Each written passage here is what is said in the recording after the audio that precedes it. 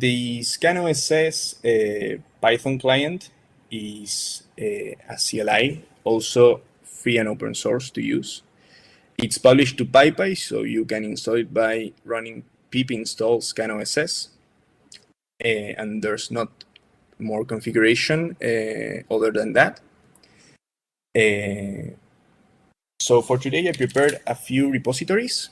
So the Vue.js library on the core folder, the MetaRisk5 repo, and setlib. So we can scan a few projects, different projects, right? So the command for scanning source code would be scanoss.py scan, and then the folder of choice or file of choice. In this case, we can scan MetaRisk5 and trigger the scan.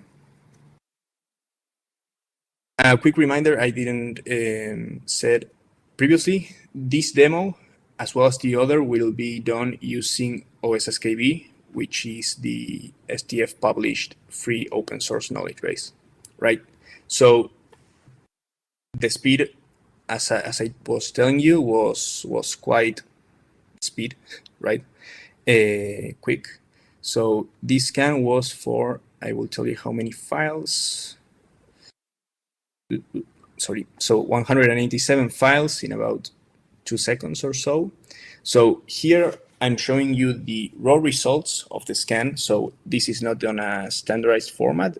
This is just JSON. This is not an SBOM, so this is just a JSON of the scan results, where we can see, for example, for this component, MetaRisk5, we are looking at the file we have locally, the file hash I was telling you about when I was talking about privacy, the URL of the file on the KB, the type of the match. So this is a file match, not a snippet match. And then we can see information about licenses. Down below, we can see the match percentage. So this being a file match, it's matching 100% to the original source code, open source component, sorry. And the package URL, information about the KB, and so on, right? Then for creating our SBOM, we support different formats. So for example, SPDX Lite and CycloneDX. For this case, we'll do a SPDX Lite software bill of materials. So we can use the same command as before, but we can add the flag -f and the format of choice. So SPDX Lite. Sorry. Was without a dash. So here we can see the